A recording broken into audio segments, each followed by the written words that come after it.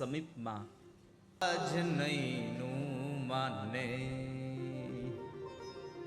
સખી અમાર આંગણે કંચન વરસ્યો મેઘ। આજ આનંદ આજ ઉછરંગ આજ નૈનુમાં ને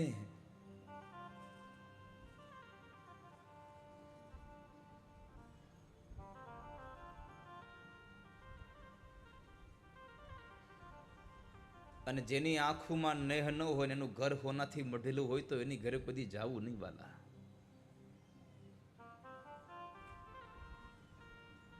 તમે આવો અને એના ચહેરા ઉપર આમ આનંદ ન નીકળતો હોય અને એની ઘરે કદાચ હોનાના સોફા મઢ્યા હોય ને તો એની ઘરે બેહવા કદી જાવું નહીં।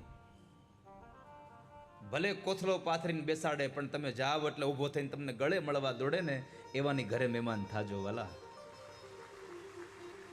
એવાની ઘરે।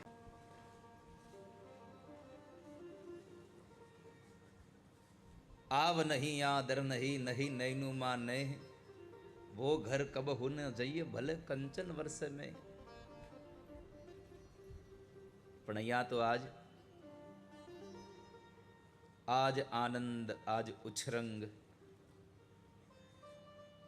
આજ નૈनु मां ने सखी हमारे आंगणे आज कंचन वर्षो में। कारण स्वयं ભગવાન કૃષ્ણ અમારે ત્યાં પધાર્યા છે, આજે ઠાકોરજી પધાર્યા છે। અને હવે તો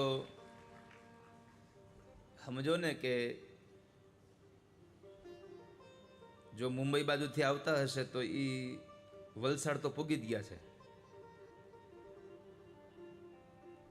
અને જો આમ અમદાવાદ ગાંધીનગરથી આવતા હશે શામળાજીથી તો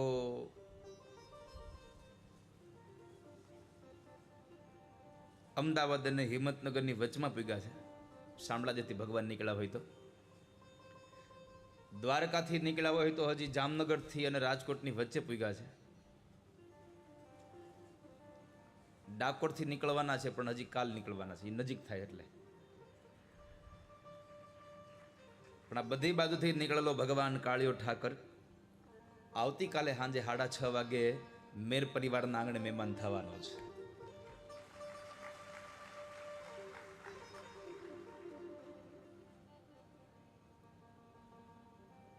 અને ભગવાન મને કહેતા હતા કે બધાને કહેજો હું કાલે પીળા કપડાં પહેરીને આવવાનો છું। મેં કીધું હું બધાને કહી દઈશ કાલે બધા પીળા કપડાં પહેરીને આવશે, તમે જુઓ।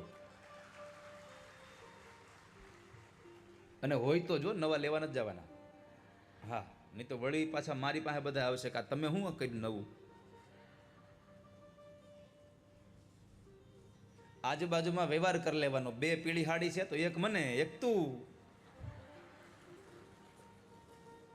બહેનોમાં એટલો સંપ હોય કે આજુબાજુમાં ગમે ની હાડી પહેરી આવે તો કોઈ દી કોઈ એમ ન કે એને મારી હાડી પહેરી છે, ને આપણી પાસે જો નહીં એકાદું સૂટ માગવા આવ્યો હોય કોઈ તોય ગામને કહી જો ઓલું કાળું સૂટ પહેર્યું ને એ આપણું છે।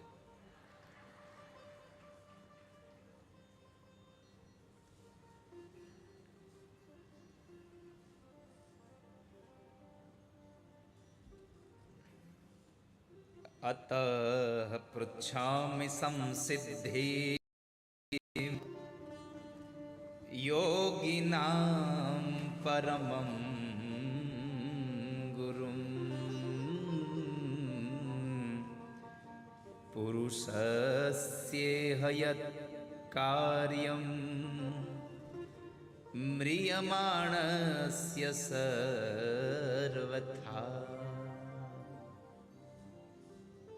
પરીક્ષિતે પ્રશ્ન કર્યો ગઈકાલે, બાપજી જેનું મૃત્યુ નજીક આવ્યું હોય એને શું કરવું જોઈએ? જેનું મરણ નજીક છે એને શું કરવું જોઈએ?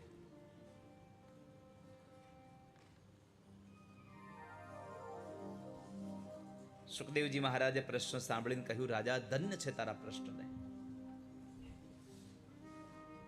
વર્યાનેશ તે પ્રશ્ન કૃતો લોકહિતમ નૃપા આત્મવિત સંમતઃ પુંસામ શ્રોતવ્યાદિષુ યઃ પરઃ. ધન્ય છે રાજા, તારા પ્રશ્ન ધન્ય છે.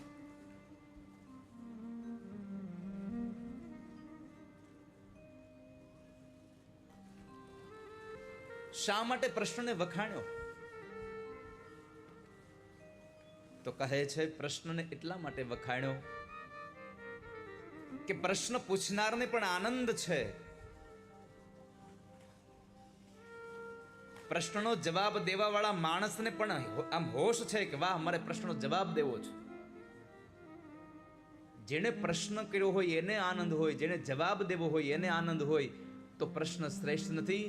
આ પ્રશ્નનો જવાબ જેટલા લોકો સાંભળે એ બધાને આનંદ આનંદ થઈ જાય એવો પ્રશ્ન હોય તો ઈ વર્યાનેશ તે પ્રશ્ન છે.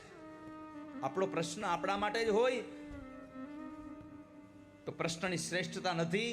આપણો પ્રશ્ન સંસારના એક એક જીવ માટે કામ કરતો હોય તો એ પ્રશ્ન બરાબર છે. અને અહીંયા પરીક્ષિતનો પ્રશ્ન પોતાના માટે નહીં, બધા માટે હતો કે જેનું મૃત્યુ નજીક આવ્યું હોય અને શું કરવું જોઈએ. તો આ જગતમાં મરણ તો બધાનું આવવાનું છે. આજ નહીં તો કાલે મરણ આવશે, પણ આવવાનું તો છે જ. તો સુખદેવજી મહારાજ કહે છે, રાજા, આ સંસારમાં જેનું મરણ આવે, જન્મલાભ પરઃ પુંસામ અંતે નારાયણ સ્મૃતિ. જેનું મરણ નજીક હોય એમણે પરમાત્માનું ભજન કરવું. હવે મરણ નજીકની વાતમાં તો આપણે બધા તો એવું લઈને બેઠા હોય, કાં તો આપણે બીમાર પડીએ ત્યારે એમ થાય કે મરી જશું, કાં તો વૃદ્ધ થઈ જાય પછી એમ થાય કે હવે મરણ નજીક આવશે.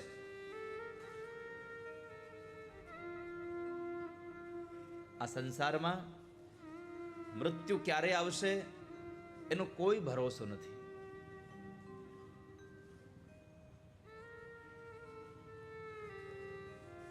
વૃદ્ધાવસ્થામાં જ મરણ આવે એવું જરૂરી નથી.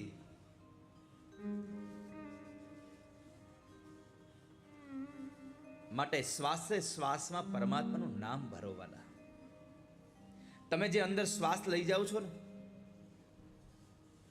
એમાં પણ પરમાત્માનું નામ લ્યો. કેમ? તો કહે છે કે જે અંદર શ્વાસ લઈ જાઓ છો, અંદર લઈ ગયેલા શ્વાસને તમને બહાર કાઢવાનો સમય આપશે કે નહીં આપે એની પણ ખાતરી નથી. અને બીજું, જે શ્વાસ બહાર કાઢો છો એમાં પણ પરમાત્માનું નામ ભજો. કેમ? તો કહે છે બહાર કાઢેલા શ્વાસ પછી નવો શ્વાસ તમને અંદર લેવા દેશે કે નહીં એની કોઈ ખાતરી નથી. માટે આપ સૌ શ્વાસની અંદર જતા સમયે, શ્વાસને બહાર કાઢતા સમયે આપ પરમાત્માનું નામ લેજો.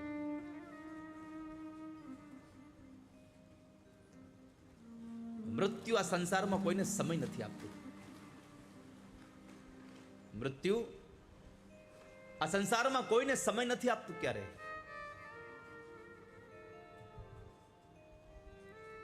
આ દુનિયામાં બધી જ વસ્તુઓ બધા લોકોને સમય આપે છે.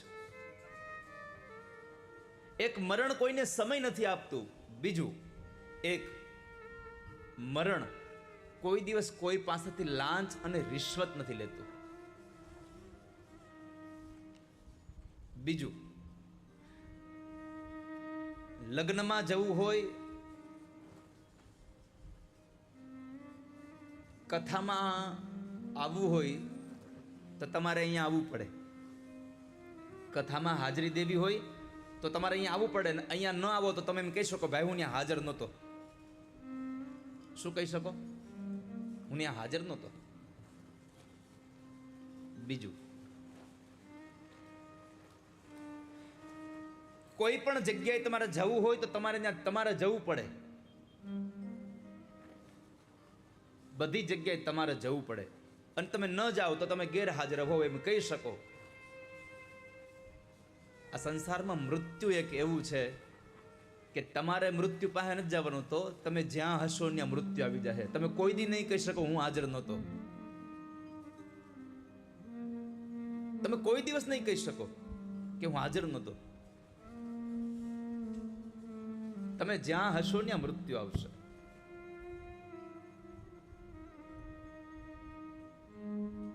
પરીક્ષિત રાજાને શ્રાપ મળ્યો તો આજથી 7મે દિવસે તક્ષક નાગ દંખ દઈ અને મૃત્યુ થશે. આમ જ છે. પણ બસ આપણામાં અને પરીક્ષિતમાં ફેર એટલો છે, પરીક્ષિતનું 7મે દિવસે હતું અને આપણું 7 દિવસમાં છે. આપણા માટે કોઈ નક્કી નથી કર્યું કે આ જ વાર છે, પણ 7 દીમાંથી એક વખત આપણું નક્કી છે. રવિ પછી તો સોમ, ત્રીજો મંગળવાર, બુધ ચોથો, ગુરુ પાંચમો, છઠ્ઠો શુક્રવાર, શનિવાર તે 7મો છેલ્લો વાર ગણાય. અને આમ કરીને અઠવાડિયું 7 જ વારનું થાય. 7 દિવસમાં આપણું આવી જવાનું છે.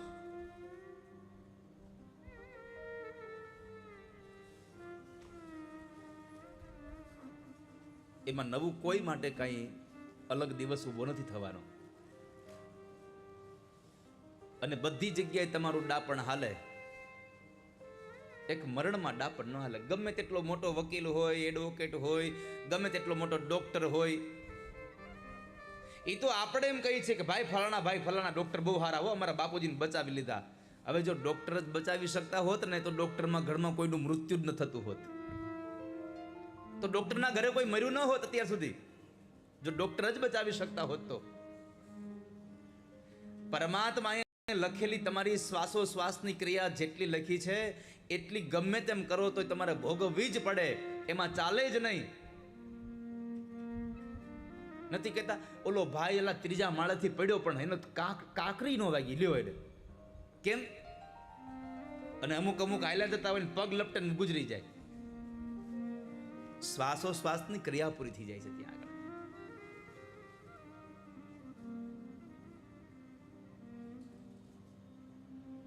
આપણે નથી આમાં વાંચતા ક્યારેક કે ભાઈ ફલાણા ભાઈએ દવા પીધી પણ સારવાર દરમિયાન એને સારું થઈ ગયું.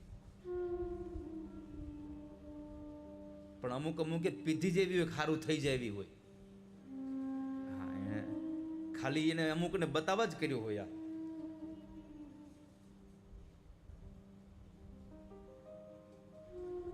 અને હમણાં તો આવ્યું જ છે રાતોરાત પૈસાવાળું થવાનું. અને એ રાતોરાત પૈસાવાળું થવાના મોહમાં એટલા બધા આપણે આંધળા થઈ જઈએ અને ન કરવાના કામ કરી બેસીએ, અને પછી એમ થાય કે હવે આ ભાર હારે દુનિયામાં નહીં જીવાય. એટલે પછી બાજી હકેલવી પડે. ભગવાનને પ્રાર્થના કરજો વાલા ભક્તો કે ઠાકોરજી તમારી કૃપાથી સંસાર ભૂખો ન રહે, અને પણ હું ભૂખો ન રહું, મારા ઘરેથી કોઈ અતિથિ ભૂખો ન જાય, એટલું ધન આપી દો. બહુ થઈ ગયું, એનાથી વધારે જોતું નથી કાંઈ આ સંસારમાં.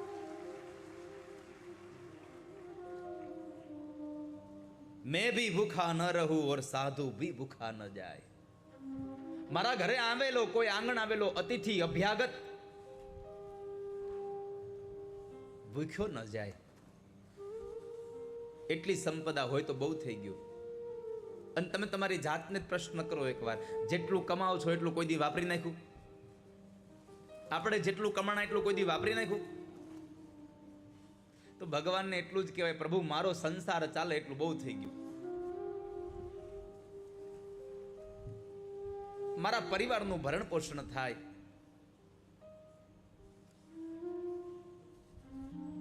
પણ આપણી અપેક્ષાઓ છે ને ધીમે ધીમે પૂરી થતી જ નથી.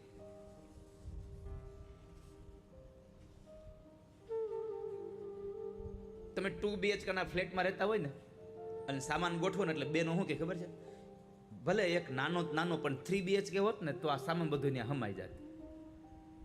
શું કે ભલે નાનો એવો રૂમ હોત પણ હોત ને તો શું છે કે એમાં બધું સામાન હમાઈ જાય. ભગવાન કરે ને એવો નાના રૂમ વાળો જો 3 BHK થાય ને એટલે પાછું કે 3 BHK થયો જ ખરો, પણ ભલે નાનો એવો જો ચોથો રૂમ હોત ને તો એમાં સામાન પડ્યો રહેતા બધું. તમારે અનુભવ કરવા જ કરી લેજો. 2 BHK થાય એટલે 3 BHK ની અપેક્ષા જાગે, 3 બેડ આવે એટલે 4 બેડની અપેક્ષા જાગે, અને એ આવે એટલે ભલે નાનું તો નાનું ટેનામેન્ટ હોય ને તો ઉપર માળ ઉપર એક પતરાવાળી રૂમમાં સામાન પડ્યો રહે. અપેક્ષાઓ જાયગા જ કરે. અને જ્યાં સુધી જીવનમાં અપેક્ષાઓ નહીં મરે ત્યાં સુધી કોઈ દી તમને સુખ નહીં પ્રાપ્ત થાય. જ્યાં સુધી અપેક્ષાઓ જાગ્રત રહે છે ત્યાં સુધી ક્યારેય પણ શાંતિ નહીં મળે. એક હજામ હતો, અને આમ જંગલના માર્ગે હાલ્યો જતો હતો. એમાં બરે એક રસ્તા પાસે ત્યાં પસાર થયો, 2 ડગલા આગળ વધ્યો ત્યાં પાછળથી અવાજ આવ્યો, મારું ધન કોણ લેશે, મને કોણ લઈ જશે? આમ પાછળનું જોયું ત્યાં તો 7 ઘડા ભર્યા હતા. ધનના 7 ઘડા હતા. નજીક ગયો, જોવે છે 6 ઘડા ભરેલા, 1 ઘડો ખાલી. નાઈને થયું હાલને આ તો જિંદગી પૂરી થઈ જાય, આમાં તો ઘરે લઈ જાવ. ઘરે લઈ આવ્યો, 6 ઘડા ભરેલા હતા, 1 ખાલી હતો. હવે જે 6 ભરેલા હતા એમાં તો કઈ નાખવાનું હતું નહીં, પણ પછી જિજ્ઞાસા જાગી, હાલ હવે 7મો ઘડો ભરવાની તૈયારી કરવો હવે. અને 7મો ઘડો ભરવા માટે પછી એને મહેનત ચાલુ કરી. ઘરમાં જેટલા પૈસા હતા એ બધા ઘડામાં નાખ્યા, ઘરવાળીનું જેટલું ઘરેનું હતું એ બધું ઘડામાં નાખ્યું, પણ ઘડો ભરાય નહીં. રાજાની હજામત કરવા જાય તો એને રાજાને કહ્યું, મહારાજ આટલા પગારમાં પૂરું નથી થતું, કાંઈક માય બાપ કાંઈક કરો ને. રાજાને હજામ પણ વાલો હતો તો એને એનો પગાર ડબલ કરી દીધો. ઈ ડબલ પગાર આવ્યો ઈ એમાં નાખ્યો, છોકરાઓને સારું ખાવા ન દે, સારા કપડાં ન પહેરે, 7મો ઘડો ભરવા હાટું એટલી મહેનત કરે, રાત ને દિવસ, ઘડો ભરાય નહીં. એમાં એક વખત રાજાએ પ્રશ્ન કર્યો કે એલા, તારા મોઢા ઉપર આ દુઃખ દેખાય છે, કેમ કાંઈ ઓલું 7 ઘડાનું ધન તો નથી લઈ આવ્યો ને? નાઈને આમ જો આમ પરચો થયો, મહારાજને ખબર પડી ગઈ. પછી સ્વીકારવું પડ્યું, મહારાજ હું લઈ આવ્યો છું, અને આ મારા મોઢા ઉપર આટલો બધો થાક અને આટલી બધી દુઃખની રેખાઓ એની જ છે કે 7મો ઘડો ભરાતો જ નથી. અને ત્યારે રાજાએ કીધું કે એ ધન તો મને મળ્યું હતું, પણ મેં એ ધન લીધું નહીં, એટલે આજ હું સુખી છું. અને તું એને લઈ આવ્યો એટલે 7મો ઘડા ભરવાના ભાવમાં તું તારું બધું જ ખાવા પીવાનું બંધ કરી અને બધો પૈસો એમાં નાખવા માંડ્યો, વાપરવાનું બંધ થઈ ગયું, એટલે તારો આનંદ બંધ થઈ ગયો. આ સંસારમાં જ્યારે લોભ વધે ને ત્યારે તમારો જીવનનો આનંદ પૂરો થઈ જાય છે. તિજોરી ભરવાનો જ્યારે ભાવ જાગવા લાગે ત્યારે તમે ખાવાનું પણ છોડી દો, તમે ફરવા જવાનું છોડી દો. જો તમે ખાવા પીવાનું છોડી દો, આ સંસારમાં હરવા ફરવાનું, પરિવારના લોકો સાથે રહેવાનું, આ બધું છોડી દો, પછી આનંદ મળે ક્યાં તમને? માટે જીવનમાં ક્યારેય અપેક્ષાઓ બહુ ન રાખવી. પરમાત્મા જે આપે છે એમાં સુખી રહીએ. કોઈ દિન હાથી, કોઈ દિન ઘોડા, કોઈ દિન પેદલ ચલીએ.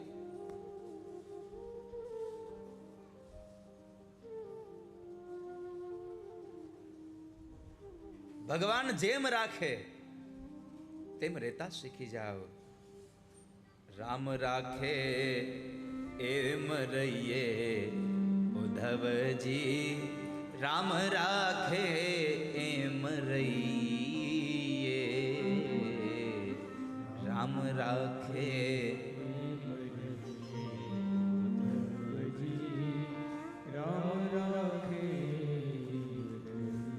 જેમ રામ રાખે છે એમ રહેતા શીખી જાઓ સંસારમાં.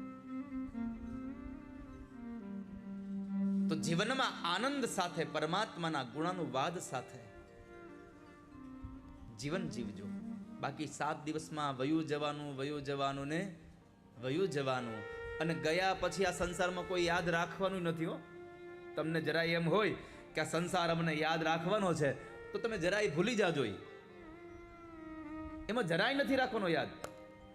આપણા દીકરા કદાચ આપણો ફોટો ઘરમાં રાખશે, કદાચ આપણા દીકરાના દીકરા આપણી હારે 10, 15, 20 વર્ષ રહ્યા હશે અને એને મમતા બંધાણી હશે, તો કદાચ દાદાનો ફોટો રાખશે.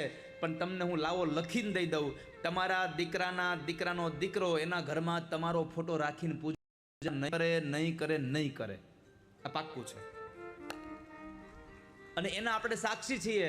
આપણે આપણા દાદાના બાપુજીનો ફોટો ઘરમાં રાખ્યો છે. હવે નામ આવડતું હોય તો સારું.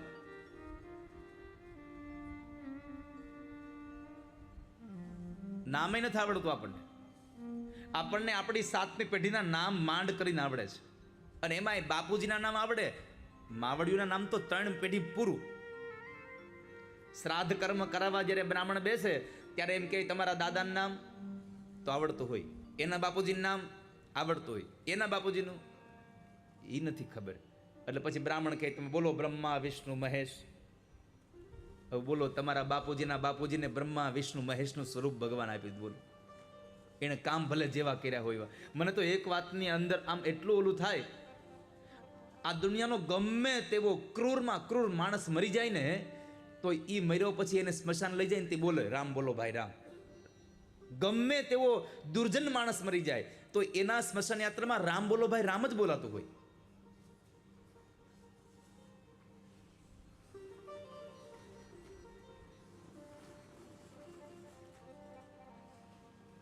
તો બાપનું નામ ન આવડે ત્યાં આપણે બ્રહ્મા વિષ્ણુ મહેશનું નામ બ્રાહ્મણો લેવડાવે છે, અને માનું નામ જ્યારે ના આવડે ત્યારે ગંગા યમુના અને સરસ્વતીનું નામ લેવડાવે છે. તો એ બ્રાહ્મણો જ્યારે આપણને વિધિ વિધાન કરવા આપણે બેસીએ, આપણા પિતૃનું શ્રાદ્ધ કરવા બેસીએ ને, ત્યારે બ્રહ્મા વિષ્ણુ ને મહેશ એ નામથી આપણને સંબોધન ન કરાવવું હોય તો આપણી આવનારી પેઢીને આપણને જેટલી પેઢીના નામ આવડે છે એ પેઢીઓના નામ લખીને દઈએ. ભાઈ આ યાદ રાખજો. જેમ તમે તમારા વારસામાં બધી જગ્યાએના આ પ્લોટ આટલા વીઘાનો છે, આ પ્લોટ આટલા વારનો છે, અહીંયા જમીન આટલા વીઘા છે, આ બધી ખબર છે ને આપણા છોકરાઓને, એમ આપણી હાથ પેઢીના નામની છોકરાઓને ખબર હોવી જોઈએ.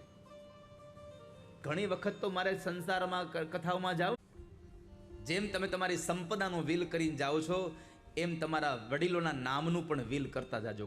આપણા બાપુજીનું નામ આ હતું, એના બાપુજીનું નામ આ હતું. 7 પેઢીઓના નામ કમસે કમ આવડે.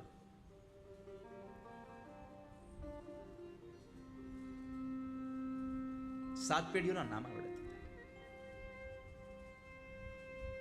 તો મારો મૂળ કહેવાનો ભાવ એ છે, અંતકાલે ચ મામેવ સ્મરણ મુક્તવા કલેવરમ. મરણ નજીક આવે ભગવાનનું નામ લેજો. બધી જગ્યાએ તમારું ડાપણ ચાલશે, એક મરણમાં નહીં ચાલે. મૃત્યુમાં કોઈનું ડાપણ ચાલ્યું જ નથી.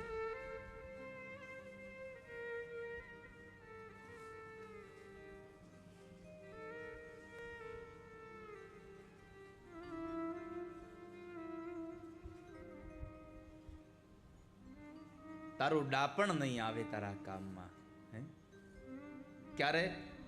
તને મોટા ઘરનું તેડું જ્યારે આવશે,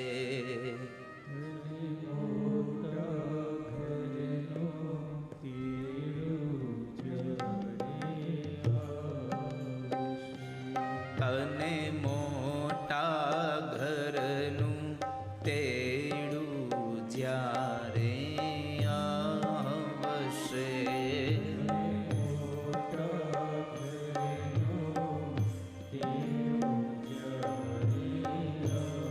જેની પાસે કથા કીર્તનની બુક છે, પેજ નંબર 40 કાઢો. તને મોટા ઘરનું તેડું જ્યારે આવશે,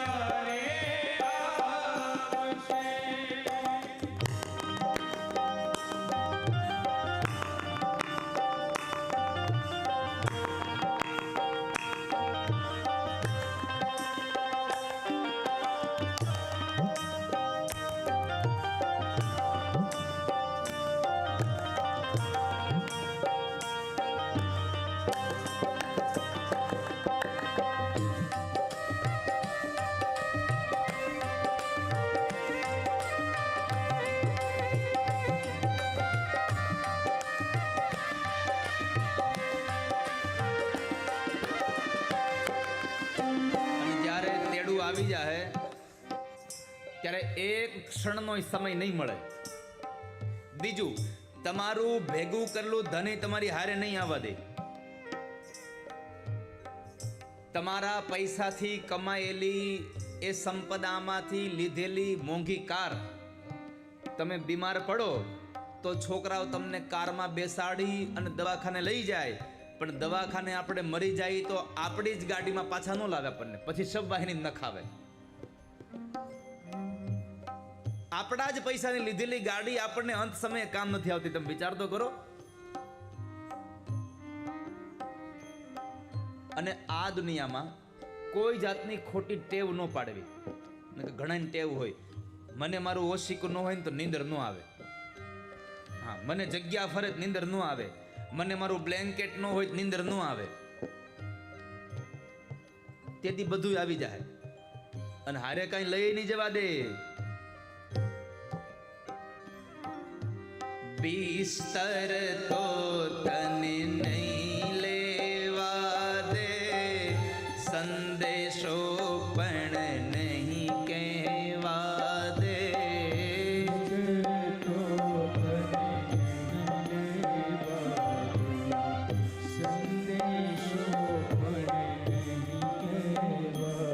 બિસ્તરે નહીં લેવા દે અને સંદેશો નહીં કહેવા દે.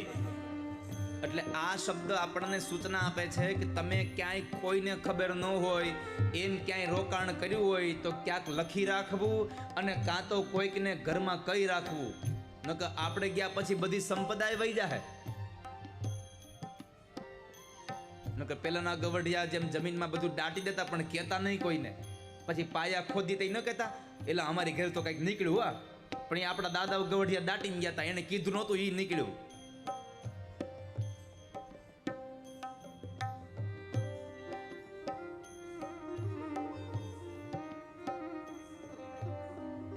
બિસ્તર તો તને નહીં લેવા દે,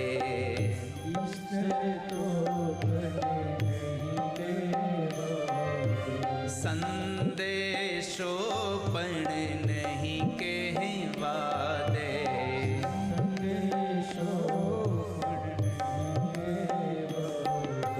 તારા ઘરમાંથી ભાઈ તને તો